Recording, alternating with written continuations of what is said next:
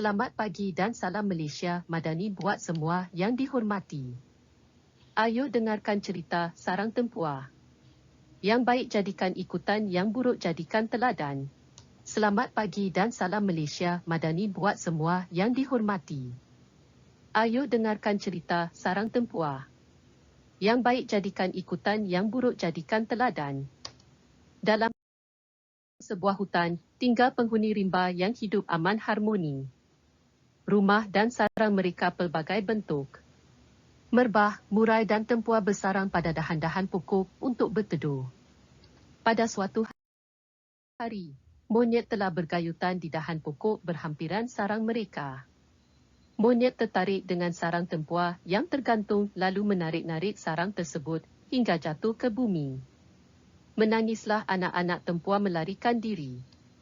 Tempua menangis terisak-isak melihat keadaan anak-anak dan sarangnya yang musnah. Dek nasihat rakan-rakannya, tempua pergi membuat aduan di mahkamah rimba. Gong keadilan diketuk-ketuk oleh tempua menggunakan sayapnya. Maka semua penghuni rimba segera berkumpul di mahkamah. Memerang, si hakim muncul sambil memegang tongkat keadilan dan meminta agar tempua menceritakan apa-apa yang berlaku. Tempua telah menceritakan kisah monyet dan sarangnya. Tempua mahu keadilan untuk keluarganya. Keesokan harinya, mahkamah rimba pun bersidang. Mereka berbicara berserta hujah dan bukti. Monyet mula tak senang duduk. Dia tahu dia akan kalah. Jadi, dia mula memikirkan sesuatu agenda. Ketika mahkamah berehat, monyet secara senyap-senyap telah berjumpa dan memberi hadiah kepada memerang. Melihat seekor ikan kela segar di tangan, memerang kelabu mata. Ketika mahkamah kembali bersidang, tanpa banyak bicara, memerang memutuskan agar monyet dibebaskan tanpa apa-apa hukuman kerana bukti tempua tidak kukuh dan seakan-akan mengada-adakan cerita. Akibatnya, tempua diperintahkan agar membina sarang di tempat lain. Semua penghuni rimba berpandangan sesama sendiri. Kawan-kawan, agaknya apa yang berlaku selepas itu? Masih mampukah keadilan ditegakkan? Tiba-tiba, tempua bangkit lalu menempelak sikap memerang. Tempua dengan lantang mengatakan bahawa memerang tidak adil kerana menerima rasuah. Mata memerang terbeliak. Hakikatnya, tempua dan rakan-rakannya telah ternampak monyet ada menyogok memerang ketika mahkamah berehat tadi.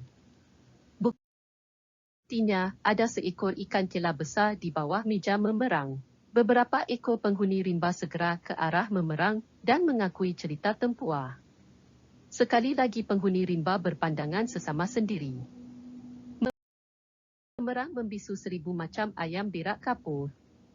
Dia tidak sangka kerana hanya seekor ikan, integritinya mampu dipatah-patahkan. Dek terlalu malu setelah meminta maaf berkali-kali. Memerang melepaskan jawatannya dan melantik Kancil sebagai hakim yang baharu. Monyet yang ketika itu senyap-senyap mahu melarikan diri telah ditahan di muka pintu.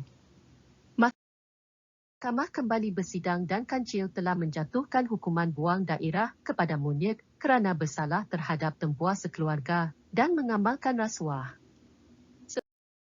Sebagai hukuman kerana menerima rasuah, memerang pula diarahkan agar membantu tempua untuk membuat sarang baharu.